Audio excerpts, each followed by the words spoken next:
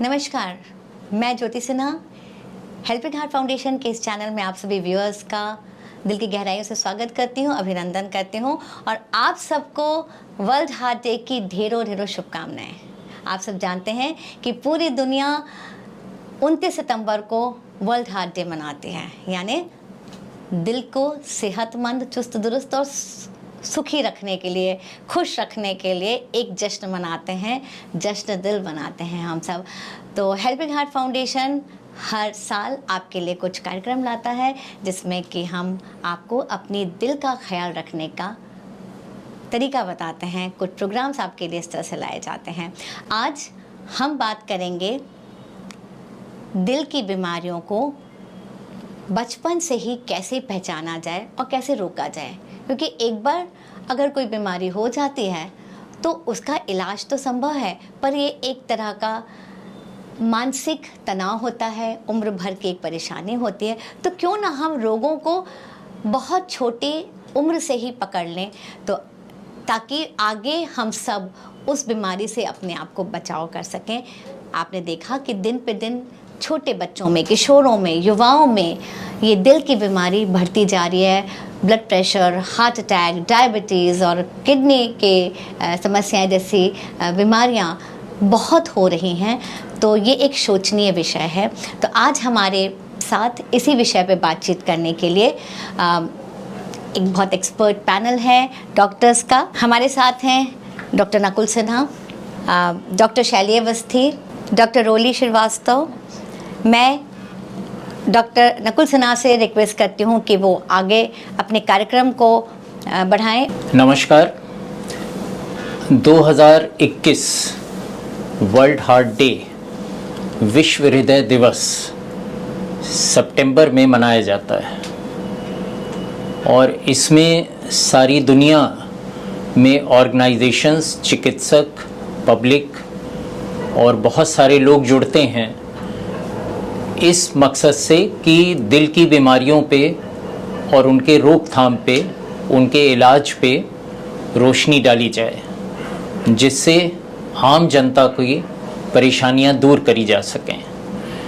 World health organisation के हिसाब से भी दिल की बीमारियों का सबसे ज़्यादा प्रेवलेंस दुनिया भर में है और ये नंबर 1 कॉज फॉर डेथ माना जाता है। यानी एक्सीडेंट, कैंसर और बाकी बहुत सारी बीमारियां भी अगर आपस में जोड़ दी जाएं तब भी दिल की बीमारियां उनसे कहीं ज़्यादा होती हैं।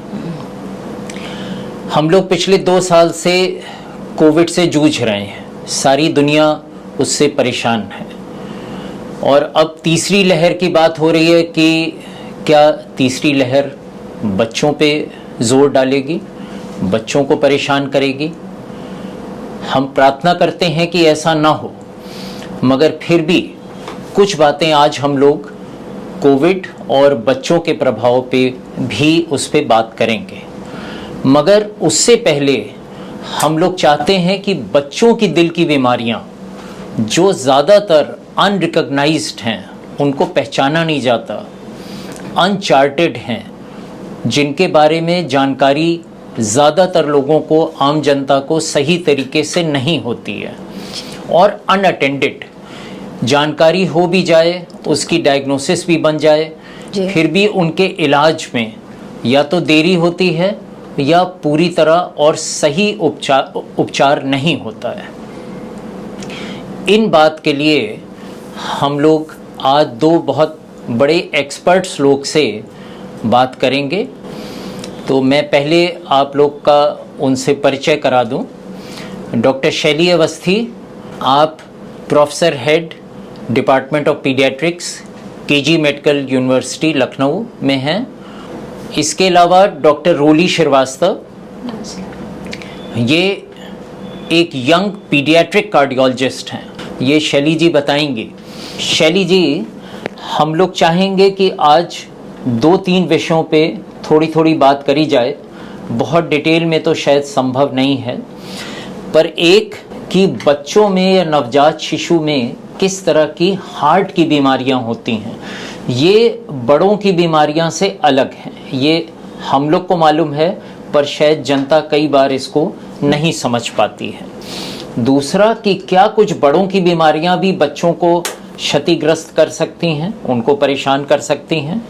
और तीसरा, क्योंकि आजकल कोई भी डिस्कशन कोविड के बिना पूरा नहीं माना जाता, तो थोड़ा बहुत हम लोग कोविड और बच्चों पे बात करेंगे। सबसे पहले अगर हम लोग कंजेंटल हार्ट डिजीज़ पे आएँ, जिसके बारे में आप और रोली जी समझाएंगे कि ये क्या होती हैं, कितनी कॉमन हैं, कैसे इनका पता लगता है और कब सस्पेक्ट करना चाहिए।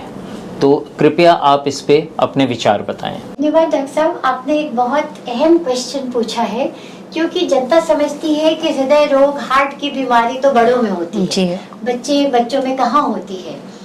तो हाँ, आप लोगों को जागरूकता होनी चाहिए कि जन्म के समय भी कंजेनिटल बच्चों में हार्ट डिजीज हो सकती है।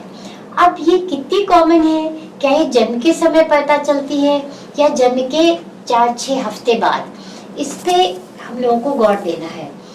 तो कहा जाता है कि लगभग जैसे 3-4 हजार बच्चों का जन्म हुआ, तो उसमें शायद एक बच्चे को हृदय रोग जन्मजात हो सकता है।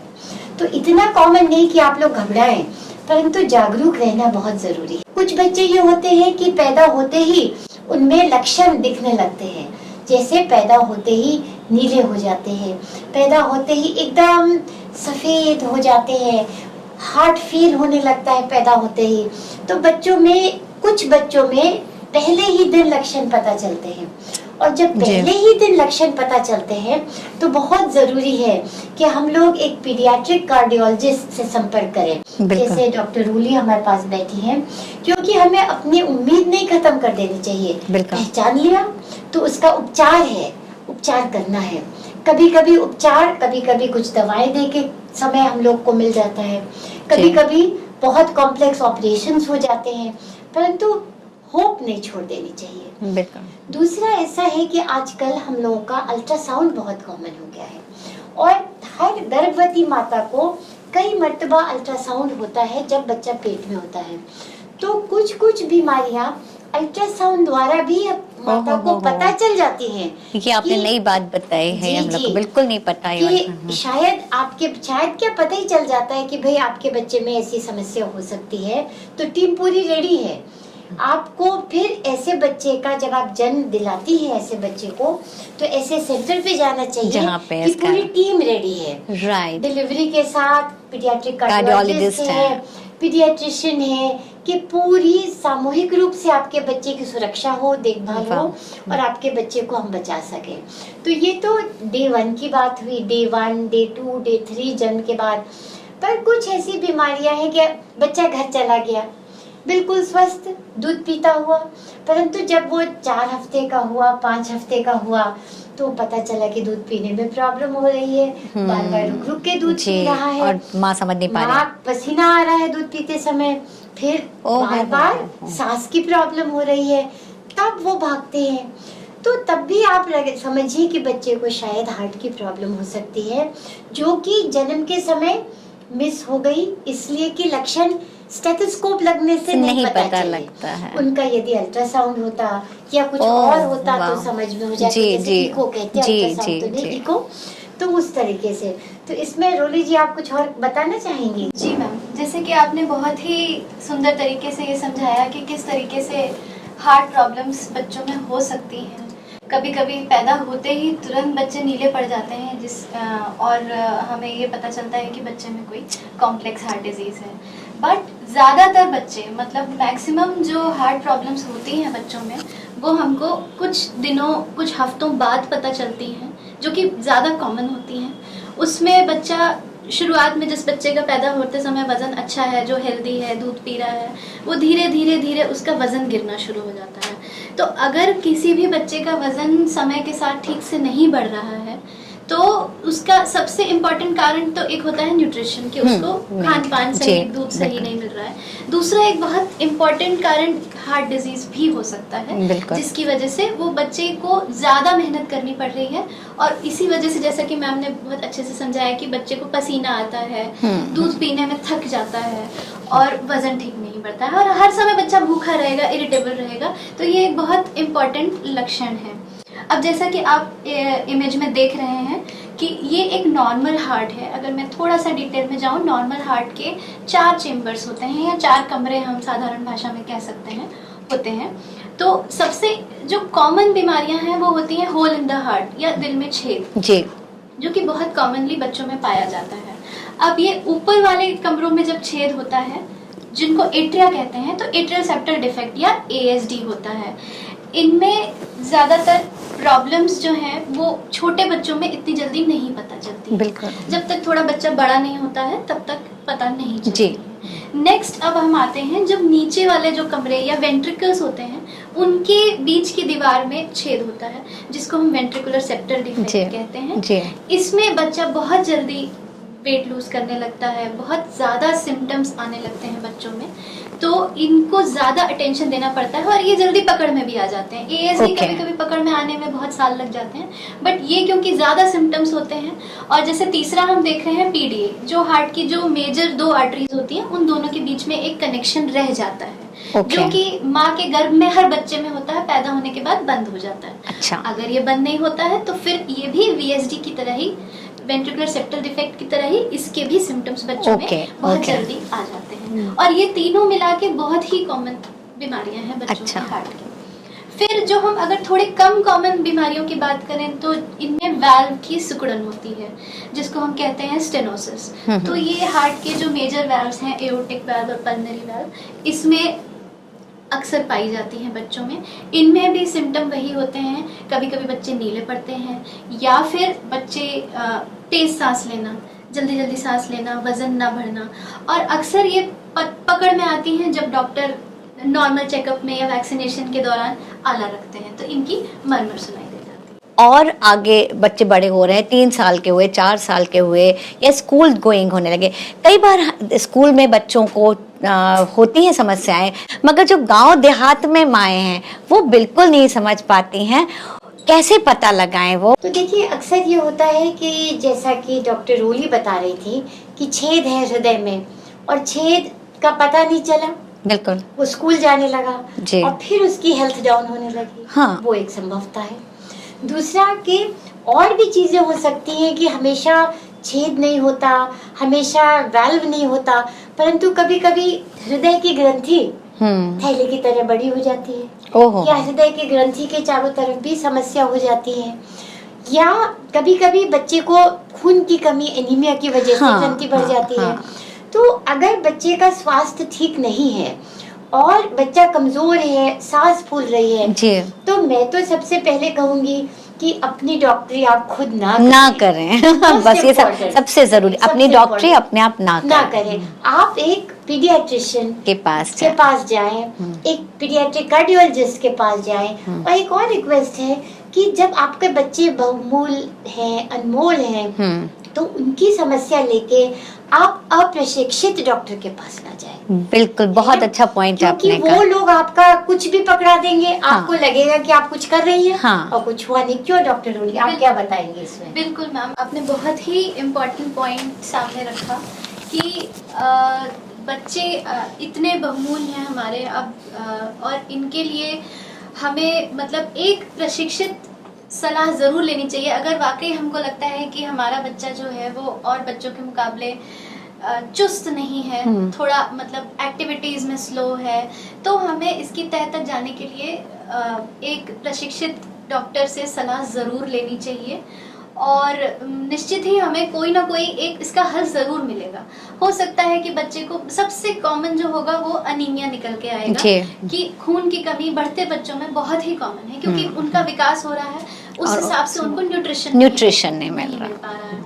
आजकल जंक फूड का इतना प्रचलन, बस सबसे मुश्किल यही और है, सबसे मुश्किल और सबसे ज्यादा मैल न्यूट्रिशन की वजह यही है। अब मैं एक सवाल, आप लोग कार्डियोलॉजिस्ट हैं, जो आपने जंक फूड की बात की, तो अगर आप बताएंगे कि जंक फूड में क्या चीजें नहीं लेनी चाहिए। सिंपल भाषा में अगर मैं आपको बताऊं कि क्या जंक फूड है, तो टेलीविजन में जितने खाने के आइटम के विज्ञापन आते हैं, हाँ, वो सब जंक फूड वो बच्चे उसी को खरीदते हैं। वो सारे जंक फूड हैं। बिल्कुल। जितने भी पैकेज्ड फूड हैं, वो सब जंक फूड है। कोल्ड ड्रिंक्स सबसे बड़ा जो एक जैसे चाइल्डहुड ओबेसिटी, मैडम तो बहुत हाँ। बच्चों में डील करती हैं। चाइल्डहुड बच्चों में जो आजकल मोटापा है, हाँ। ये भी एक मतलब सांस फूलने का बहुत बड़ा कारण है जी, कि बच्चे जो हैं वो अपनी एज से ज्यादा हेल्थ हाँ। ले लेते हैं।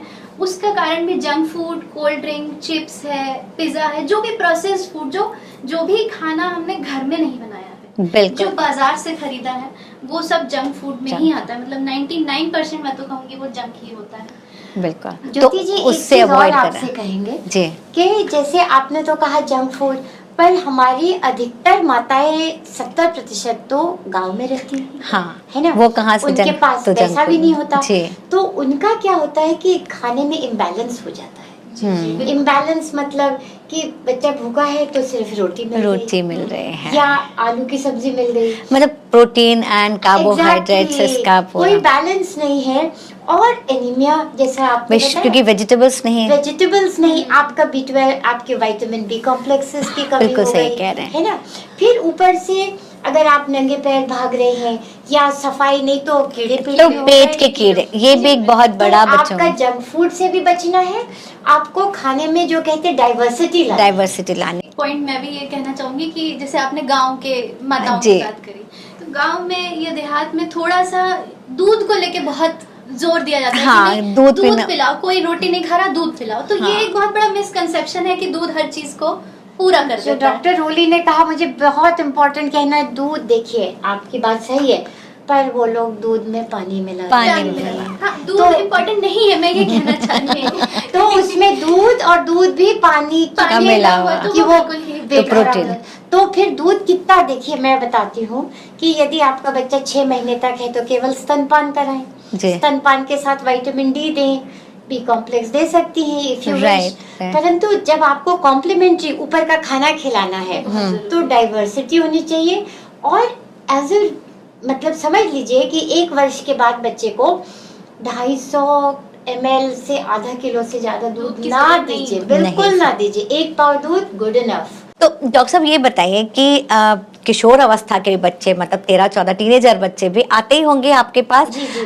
कम आते होंगे पर आते हैं, बिल्कुल। तो क्या समस्याएं लेके आते हैं? देखिए ये तो बड़ी विडंबना है, टीनेज बच्चा है, माता पिता ले आए तो बच्चा जो है नीला है, बच्चा चलते चलते बैठ जाता है, उकड़ू, सांस फूलने लगती, परंतु वो उसको नॉर्मल समझते हैं कि बच्चे का। था और फिर कभी कभी क्या होता है कि एक दिन बच्चा झटका आने लगा, एक दिन बच्चा बेहोश हो गया या लकवा मार गया उसको, ओहो। तब वो फिर लेके आते हैं कि भाई ब्रेन में कोई प्रॉब्लम है। तो हार्ट के लिए नहीं, बेहोशी के लिए, झटके के लिए, जी। हाथ पैर ना काम करने के लिए। हाँ। क्यों डॉक्टर रोली, है ना? मुझे- कार्डियक पेशेंट्स आपने भी देखे इस तरीके से। जैसा कि मैडम ने बिल्कुल सही बताया कि जो बहुत सारे बच्चे ऐसे 5-6 साल, 10 साल, 12-15 साल की उम्र के भी आते हैं, जिनके पेरेंट्स ये कहते हैं कि बच्चा तो शुरू से ही नीला पड़ता है, बट सारा काम ठीक ठाक करता है, दौड़ता भागता है, बस थोड़ा थक जाता है। तो इसको हमें बिल्कुल नज़रअंदाज नहीं करना चाहिए। बिल्कुल। अगर नीला पड़ता है बच्चा तो तुरंत उसको एक क्वालिफाइड डॉक्टर के पास, कार्डियोलॉजिस्ट के पास ज़रूर ले जाना चाहिए।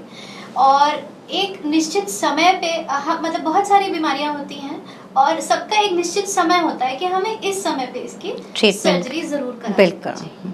तो ये एक बहुत ही इम्पोर्टेंट पॉइंट है कि अगर ऑक्सीजन लेवल कम हो रहा है, या जैसा मैडम ने बताया उंगलियां का नीले। स्ट्रक्चर थोड़ा चेंज हो रहा है, बच्चे की जीभ या होंठ नीले पड़ रहे ओहो हो। हैं, तो हमको ज़रूर मतलब ऑपरेशन के विषय में ज़रूर सोचना चाहिए। और ऑपरेशन के अब आउटकम्स बहुत अच्छे हैं, जैसे जैसे मेडिकल फील्ड में तरक्की हो रही है, टेक्नोलॉजी बढ़ रही तो है, इनके आउटकम्स बहुत अच्छे हैं। वो बच्चे बड़े होके साधारण जिंदगी normal जी life सकते जी हैं। सकते बहुत हैं। अच्छी बात आपने बताया। तो डॉक्टर साहब आपने बहुत अच्छा बताया कि ये बीमारियां या तो नवजात शिशु में, या 3-4 साल की स्कूल गोइंग एज पर, या जब 10-12 साल के बच्चे हो जाएं, कभी भी पकड़ी जा सकती हैं। बच्चा नीला हो सकता है या बिना नीला हुए भी उनमें छेद होते हैं और वो अलग अलग तरह से डायग्नोस हो सकते हैं। तो एक तो ठीक है कि इनकी ऑपरेशन करी जा सकती है, अब करके धीमे धीमे ऐसे ऑपरेशन ज़्यादा सेंटर्स पे होने लगे हैं, पहले तो बहुत ही कम जगह पे ये होता था। मगर क्या ये बिना ऑपरेशन भी इलाज मुमकिन है? जैसा कि एडल्ट्स की हार्ट की बीमारी में देखा गया है कि बिना ऑपरेशन बहुत सारे इलाज हो जाते हैं, तो इसके बारे में आप थोड़ा सा बताएं। जैसा कि आपने पूछा कि क्या क्या ट्रीटमेंट मोडालिटीज़ हैं, तो ऑपरेशन बहुत सारे डिफेक्ट्स ऐसे हैं जिनमें सिर्फ ऑपरेशन ही कराया जा सकता है। लेकिन जो बहुत कॉमन डिफेक्ट्स, जैसा कि अभी मैंने पहले डिस्कस किया था, जिसे हम होल इन द हार्ट कहते हैं, ASD, VSD या PDA, इनका बहुत ही सरल तरीके से बिना ऑपरेशन के भी इलाज है, जिसको कि हम ट्रांस कैथेटर डिवाइस क्लोजर कहते हैं, जिसमें कि एक छतरी नुमा, जैसा कि आप पिक्चर में देख रहे हैं, जो सेकंड पिक्चर आपको दिख रही है, उसमें एक छतरी नुमा डिवाइस होता है, वो हम नस के जरिए ही जाके उसमें इम्प्लांट कर देते हैं, ओके, उसमें लगा जी, देते हैं। जी। उससे वो छेद जो है वो हमेशा के लिए बंद हो जाता जाए, बहुत है। अच्छी बात। हाँ, तो ये ऐसा हम ASD और PDA में बहुत कॉमनली होता है। VSD में उतना कॉमनली नहीं हो पाता है, जिनको सर्जरी की ही जरूरत पड़ती है। जी जी, बट VSD में भी अब काम बहुत हो रहा है। बहुत अच्छी बात है। तो ये तो हुई इलाज की बात, मगर देखिए हमेशा कहा जाता है कि इलाज से बेहतर बचाव होता है। तो क्या ये कुछ तरह की बीमारियां जो स्ट्रक्चरल हार्ट डिजीज़ बच्चों में होती हैं, इनके बचाव के भी तरीके हैं कि पेरेंट्स को पहले से काउंसिल किया जाए? क्या उनकी कोई टेस्टिंग होती है? और जैसा शैली जी ने शुरू में बताया था कि बच्चा जब पैदा भी नहीं हुआ है तो गर्भ में ही उनकी डायग्नोसिस फीटल इको से करके क्या उसका इलाज भी संभव हो सकता है? कुछ ऐसा सुनने में आया है कि नवजात शिशु के बीमारियों को गर्भ में ही ठीक किया जा सकता है। आप इस पे थोड़ा सा बताएं। जी बिल्कुल, जैसा कि अब बहुत साइंस ने तरक्की करी है, अब हमारे पास ऐसे उपकरण हैं, ऐसी अल्ट्रासाउंड मशीन्स हैं, जिससे कि हम गर्भ में ही बहुत ही कम समय पे 20 हफ्ते से पहले ही हम फीटल एको होता है, एक ये स्पेशलाइज तरीके का एको होता है, जिसमें कि हम गर्भ में ही मतलब गर्भ में ही बच्चे के हार्ट को देख लेते हैं, और उसमें कोई भी अगर बड़ा डिफेक्ट है तो हमें पता चल जाता है। और बहुत सारी बच्चों के हार्ट की बीमारियां ऐसी भी हैं जिनको मतलब हम जेनेटिक काउंसलिंग, अगर मान लीजिए एक बच्चे को अनफॉर्चुनेटली हो चुका है, तो अगली प्रेगनेंसी में जेनेटिक काउंसलिंग करके, जेनेटिक टेस्टिंग करके हम ये पता लगा सकते हैं कि उस बच्चे को तो नहीं है, और बहुत जल्दी पता लगा सकते हैं, ताकि कि हम उसको फिर मतलब और आगे बढ़ाएं। तो यहाँ पे एक और बहुत इम्पॉर्टेंट बात बताना ज़रूरी है कि हृदय का जो डेवलपमेंट है, जो स्ट्रक्चर हार्ट का बनता है, ये गर्भ में चौथे से लेके 10वें हफ्ते तक, मतलब 10वें हफ्ते तक ये कंप्लीट हो जाता है। तो पहला तिमाहा जो है वो बहुत ही इम्पॉर्टेंट होता है प्रेगनेंसी में, और उसमें कोई भी दवा का सेवन या कोई भी ऐसी जगह जाना जहाँ रेडिएशन हो, एक्सरे करा देना गलती से, इससे बहुत बचना चाहिए। कोई भी दवा, कोई भी एंटीबायोटिक जल्दी नहीं खानी चाहिए, और किसी भी तरह के अननोन एक्सपोजर से बचना चाहिए। बहुत अच्छा। क्योंकि ये हार्ट के डेवलपमेंट में डायरेक्ट इफेक्ट कर सकता है। डॉक्टर साहब, आप लोग ने बहुत अच्छी बातें, बहुत अच्छी जानकारियाँ दी हम सबको। मैं एक चीज़ और पूछना चाहूँगी कि देखिए, बच्चे में जो बीमारी हो रही है उसका आपने बताया कैसे पता लगे और कैसे ट्रीटमेंट की जाए, पर प्रेगनेंसी के पहले भी क्या माँओं को कुछ इन सब बातों के लिए कुछ प्रिकॉशंस लेने चाहिए? क्या ऐसी चीज़ें हैं जो माँ ना करे? और जैसे कि भाई आजकल शहरों में भी स्मोकिंग, ड्रिंक्स, ड्रग्स, और माँ में अगर ओबेसिटी है या कोलेस्ट्रॉल की प्रॉब्लम है, तो क्या वो बच्चे को भी उसका असर पड़ेगा? कोई दिल की बीमारी हो सकती है? डॉक्टर साहब बताएं। पहले तो मदर में प्रिवेंशन का क्या, पहली बात तो गर्भ के पहले हर माँ को इंश्योर करना चाहिए कि कंसेप्शन के पहले ही उसको MR वैक्सीन लग गई हो, रूबेला और मीजल्स। अच्छा, ये तो बताओ। रूबेला जो है एक बीमारी है जो जब माँ को होती है तो माँ के पेट में जो बच्चा है उसके हृदय के आकार को गड़बड़ कर देती है देखिए, है ना। तो MR वैक्सीन से प्रिवेंशन है। रुबेला का प्रेवलेंस काफी है इंडिया में जी। और वैक्सीन है तो कोई कारण नहीं कि माताएं ना लगाएं MR वैक्सीन। अच्छा। सेकंड जो आपने कहा कि ड्रग्स में देखिए रोली जी कह रही हैं दवा ना खाएं, परंतु कुछ माएँ तो दवा पे होती ही हैं। जिस माँ को मिर्गी के दौरे हो रहे हैं, जिस माँ को कुछ है, तो वो अपने डॉक्टर को बताएं कि अब मैं प्रेगनेंसी प्लान कर रही हूँ। हाँ, and I have this as well. हमें दवा अगर आप हमें दे रहे हैं तो डॉक्टर विल टेक प्रिकॉशन। हर दवा से 100% नहीं हार्ट की बीमारी होती, परंतु रिस्क होती है, इम्पोर्टेंट रिस्क होती है। बहुत अच्छी बात, सतर्क रहना चाहिए जी। फिर आपने कहा स्मोकिंग बहुत खराब। मदर को स्मोक नहीं करना चाहिए, अल्कोहल नहीं पीना चाहिए और ड्रग्स वाली। और एक चीज और आपने जो कहा, हल्के से कहा, आजकल माताओं को एक चीज होती है गर्भ में डायबिटीज होना, जेस्टेशनल डायबिटीज। तो वो जो डायबिटीज माताओं को होती है गर्भ के समय जो होती है, उससे भी हृदय के स्ट्रक्चर को कुछ ना कुछ प्रभाव पड़ सकता है। बिल्कुल आपने तो वो अगर जेस्टेशनल, तो वो तो अगर आप ऑब्स्टेट्रिशियन की केयर में हैं तो वो देखभाल करेगी। तो प्रेगनेंसी में यदि आप दवा खा रही है, टेल योर डॉक्टर कि आई एम प्लानिंग प्रेगनेंसी। बहुत अच्छी बात। MR लीजिए, वैक्सीन, और उससे बाद जेस्टेशनल। यहाँ पे एक पॉइंट और मैं ऐड करना चाहूँगी। डायबिटीज की जो बात उठी थी, जेस्टेशनल डायबिटीज, उस जेस्टेशनल डायबिटीज तो जो प्रेगनेंसी में हुई, अगर माँ को पहले से ही डायबिटीज है और वो कंसीव करती है तो बच्चे के हार्ट में एबनॉर्मलिटीज होने के चांसेस बहुत ज्यादा बढ़ जाते हैं। और शुगर का एक बहुत स्ट्रिक्ट कंट्रोल रखना थ्रू आउट द प्रेगनेंसी बहुत ज़रूरी है। और उसके लिए मदर्स को इंसुलिन लगवाना पड़ता है और लगवाना चाहिए। इसके लिए उनको बहुत मोटिवेशन, क्योंकि वो बहुत सारे इंजेक्शंस नहीं लगवाना चाहती, बट एक बहुत ही स्ट्रिक्ट डाइट कंट्रोल और इंसुलिन बहुत ज़रूरी है, नहीं तो बच्चे के हार्ट पे बहुत गहरा असर पड़ता है। जी। सवाल एक और है, आपने कहा डायबिटीज और शुगर की समस्या है, वो तो कुछ माओं को अस्थमा की प्रॉब्लम होती है। अस्थमा की प्रॉब्लम से क्या माँ वो बीमारी बच्चे को भी दे सकती है? Is it possible? अगर पेरेंट्स को अस्थमा है या सिबलिंग भाई बहन को है तो संभावना बढ़ जाती है, पर उसमें कुछ नहीं कर सकते, आपको कंट्रोल तो करना ही पड़ेगा। जैसे डॉक्टर रूली कह रही हैं, इट्स इम्पोर्टेंट कि प्रेगनेंसी के टाइम जितनी भी हम कहते हैं कोमॉर्बिड कंडीशंस, उसको कंट्रोल रखें। जी डॉक्टर साहब, तो अब हम लोग आजकल कोई भी बातचीत, कोई भी डिस्कशन कोविड से शुरू होता है और कोविड पे ख़त्म होता है। तो बच्चों में, जैसा मैंने कहा कि हम लोग की आशा है, प्रार्थना है कि किसी भी बच्चे को कोविड ना हो, मगर कुछ तो देखे ही गए हैं, कुछ बच्चों में हुआ है और कुछ अनफॉर्चुनेट डेथ्स भी हुई हैं।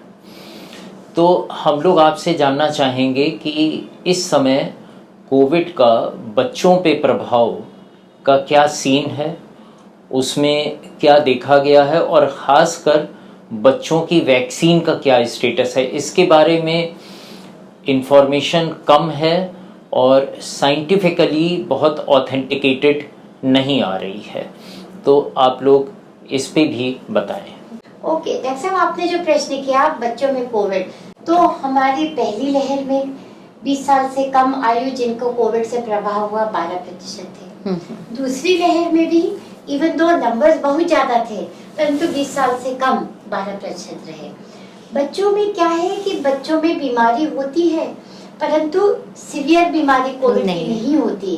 कई कारण है, मेडिकल बायोलॉजिकल कारण है और अच्छा है, परंतु कुछ बच्चे हाई रिस्क हैं जिसमें कि सीवियर कोविड होती है। फॉर एग्जांपल वो बच्चे जिनको हृदय की बीमारी है, जिनको क्रोनिक लंग डिजीज है, या जो जिनकी इम्यूनिटी कमजोर है, और जो मोटे बच्चे हैं। तो बच्चों के साथ ये है कि बच्चे कोविड घर में ले आते हैं, और यदि उनके माता पिता, दादी दादा, नानी नाना वैक्सीनेटेड नहीं है तो बीमारी देंगे, वो उसमें लक्षण नहीं रहेगा, पर वो दे सकते हैं, दे देंगे। अब हमें अपने बच्चों को बचा के रखना है, क्योंकि 18 साल से ऊपर के लिए तो वैक्सीन हैं, वैक्सीनेशन करना चाहिए आपको अपने बच्चे को बचाने के लिए भी। पर 18 से कम बच्चों के लिए एक वो कुछ वैक्सीन आई हैं, जैसे एक वैक्सीन आई है ज़ाइकोवी डी, उसका फेज 2-3 ट्रायल है, वो 12 से 18 वर्ष में 3 डोज है, एक महीने अपार्ट। उसका हमें लगता है कि 1 महीने के अंदर अप्रूवल हो जाएगा यूज के लिए। वाह। उसके अलावा बाहर की कंट्रीज में फाइजर वैक्सीन भी 12 से 18 पे है, पर वो हमारे इंडिया में अभी नहीं आई है, तो वो हम नहीं दे सकते। तो लार्जली हमारे बच्चे वैक्सीन से प्रोटेक्टेड नहीं है, परंतु अच्छी बात यह है कि जब हमने सीरो सर्वेलेंस की तो 60% एडल्ट में लगा कि उनको कोविड हुआ, क्योंकि उनके अंदर प्रतिरोधक शक्ति थी, और बच्चों में भी उतने ही प्रतिशत में, क्योंकि अपने घर से अपने आसपास से उनको भी बीमारी हुई होगी और उनमें हो गया। तो हमारे बच्चे प्रोटेक्टेड हैं जितना कि एडल्ट प्रोटेक्टेड हैं, परंतु वैक्सीनेटेड नहीं है। तो हमें बहुत केयरफुल रहना चाहिए। स्कूल खुल गए, कॉलेज खुल गए, बच्चे भागने दौड़ने लगे, अभी त्योहार आने लगे, तो we have to be careful. जैसे आपने शुरुआत में कहा था, हम प्रार्थना करते हैं तीसरी लहर बच्चों पे हल्की असर ना करे, हम भी प्रार्थना करते हैं। हमारी तैयारी पूरी है, फुल रेडी, पर अगर बच्चे ना हो, कम हो, बीमार, तो बहुत। तो डॉक्टर साहब ने पूछे बात कि हमारे बच्चे भर्ती हुए हॉस्पिटल में। हाँ, हमारे कोविड हॉस्पिटल में पहले दूसरी लहर में भर्ती हुए, परंतु अब कोविड के 4 से 6 हफ्ते बाद भी बच्चे हमारे पास आ रहे हैं। उन बच्चों में बुखार है 3 दिन से ज्यादा, उनकी कुछ लोगों की आंखें लाल हैं, कुछ लोगों के हाथ में रैशेस हैं, कुछ लोगों के पेट में प्रॉब्लम है, उल्टियां हो रही हैं, कुछ लोगों की नब्ज कमजोर है, शॉक में आ रहे हैं। और डॉक्टर रोली, आपको तो मालूम ही होगा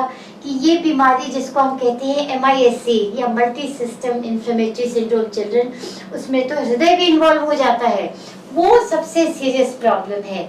तो आप तो उसमें और थोड़ा ज्ञान दीजिए। जी बताएं। जैसे कि आपने बहुत अच्छा एक पॉइंट रेज किया, MIS-C।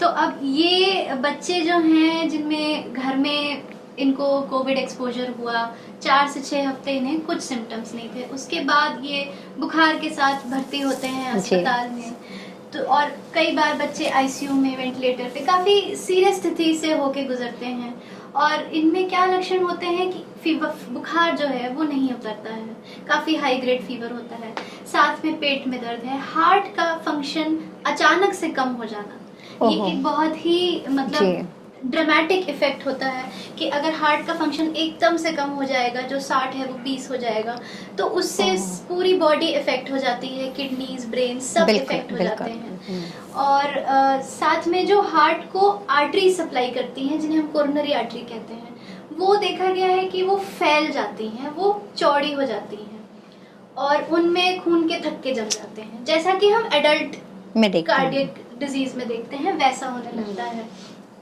तो इसकी कुछ सिमिलैरिटी हम लोग कावासाकी एक बीमारी होती है उससे मिला रहे हैं, बट अब इन बच्चों में क्या किया जा सकता है? सबसे इम्पोर्टेंट सवाल यही है कि इनका मतलब ICU केयर, इनका हॉस्पिटल केयर बहुत अच्छे से होना चाहिए। अच्छी बात एक ये है कि बच्चे काफ़ी हद तक इससे उबर जाते हैं, बहुत सारे बच्चे इससे ठीक हो जाते हैं, बच्चों में जो रिकवरी पावर है वो बड़ों से काफ़ी अच्छी होती है। हाँ, जो कोरोनरी प्रॉब्लम्स हैं वो काफ़ी समय लेती हैं ठीक होने में, और अभी ये हमारी रिसर्च ये चल ही रही क्योंकि ये अभी एक नई एंटिटी है। अच्छा। तो वी आर येट टू सी कि लॉन्ग टर्म इसका क्या इफेक्ट रहता है और ये कब अपने नॉर्मल साइज में वापस आती हैं। तब तक के लिए मेडिकल ट्रीटमेंट बहुत जरूरी है, परंतु आप लोगों जैसों की बहुत जरूरत है, क्योंकि जब बच्चा ICU में है तो पॉइंट ऑफ केयर उसका कार्डियक इको प्रतिदिन होना चाहिए कि कैसा हार्ट चल रहा है, कहीं हार्ट के अंदर छोटे छोटे बलून्स टाइप के तो नहीं बन गए उसके अंदर, है ना।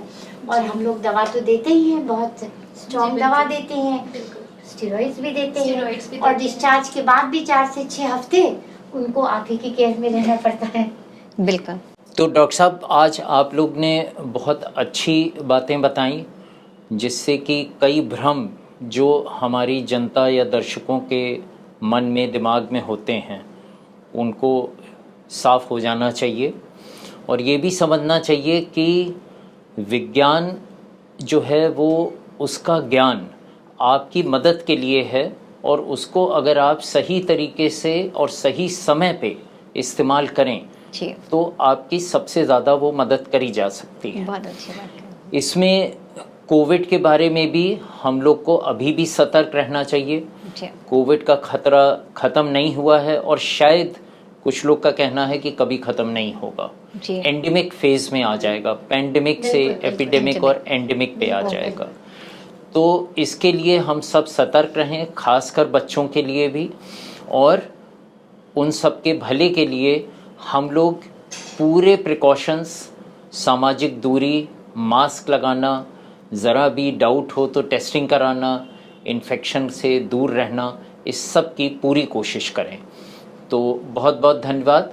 और आप लोग अंत में जो एक समरी मैसेज और हमारे दर्शकों को देना चाहें, आप कृपया बताएं।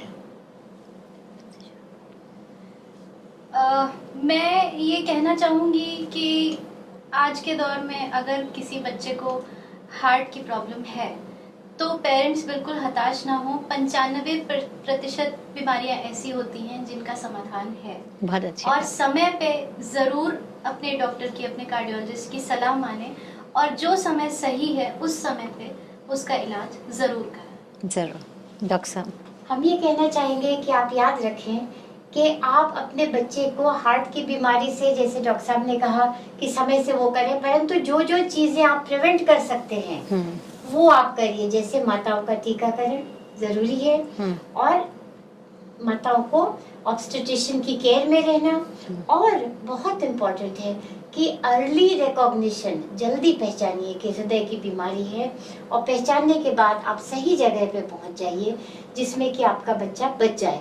मैंने कई बच्चे बड़े बड़े हो गए, हृदय रोग से पैदा हुए थे, अब स्वस्थ हैं और सामान्य जीवन बहुत अच्छी जी रहे हैं। बात। तो बहुत बहुत धन्यवाद, आप तीनों ने बहुत अच्छी जानकारी दी और इसका लाभ हमारे दर्शकों ने भी ज़रूर उठाया होगा।